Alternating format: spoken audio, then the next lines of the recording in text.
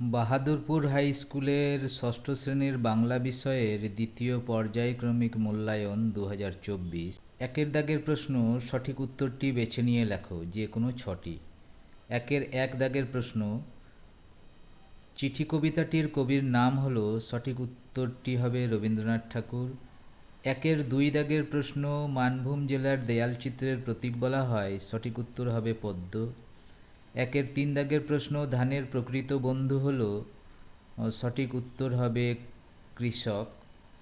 একের চার দাগের প্রশ্ন, কার ডাকে রাত্রি নেমে আসে, সঠিক উত্তর হবে কাক।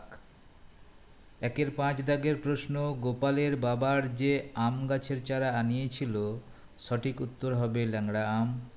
একের ছয় দাগের প্রশ্ন, উপসর্গ যুক্ত হয় শব্দের পরে, মাঝে, আগে, শেষে, সঠিক উত্তর হবে আগে।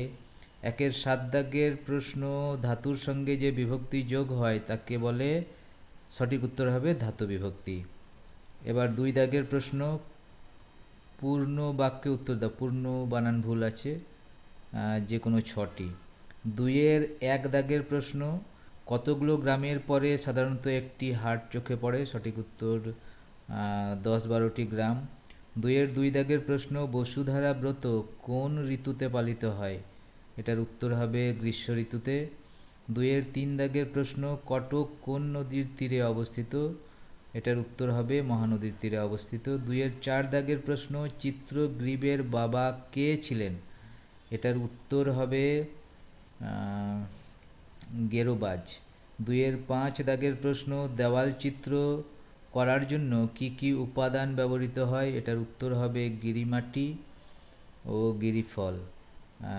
গেরুয়া রঙের যে মাটি দেখতে হয় সেটা হচ্ছে গিরিমাটি। দুইয়ের ছয় দাগের প্রশ্ন, ছোট্ট বাঘের বাসা প্রথমে কোথায় ছিল, এটার উত্তর হবে পাখিরালয়। দুইয়ের সাত দাগের প্রশ্ন, শরতের আশীর্বাদ তোমাদের উপর ঝরুক, কে এই কামনাটি করেছিলেন, এটার উত্তর হবে সূর্য করেছিল মেঘের আড়াল থেকে। দুইয়ের আট দাগের প্রশ্ন, সাইকেল ঘাড়ে করে যেতে হলেই হয়েছে, লেখকের গন্তব্য কোথায়, এটার উত্তর হবে রাঁচির হুডরু জলপ্রপাত। তারপরে তিন দাগের প্রশ্ন, বড় করে একটু লিখতে হবে, এই ভিডিওতে আর বলা যাবে না, ভিডিও বড় হয়ে যাবে, তাই আমরা চলে গেলাম চার দাগের প্রশ্নে। পদ পরিবর্তন করো। শরৎ শারদ বা শারদীয় হবে, মুখ মৌখিক, শরীর শারীরিক, অঞ্চল আঞ্চলিক।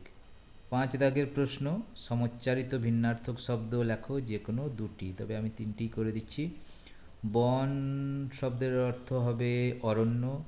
বোন শব্দের অর্থ একই মায়ের গর্ভে জাত সন্তান, ছেলে হলে ভাই হবে আর মেয়ে হলে বোন হবে। দ্বীপ প্রথমটা হচ্ছে তোমার জল বেষ্টিত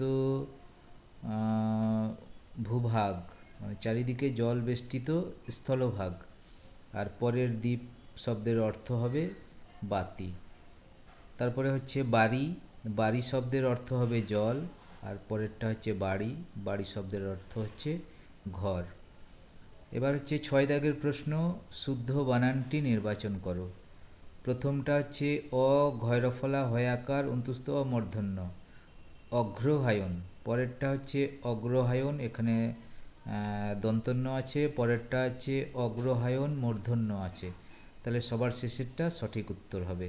7 নম্বরেরটা বড় প্রশ্ন আছে, এটা করে দিলাম না। আচ্ছা, এই ছিল তোমাদের 2024 সালের দ্বিতীয় পর্যায়ক্রমিক ষষ্ঠ শ্রেণীর বাংলা বিষয়ের প্রশ্নপত্র।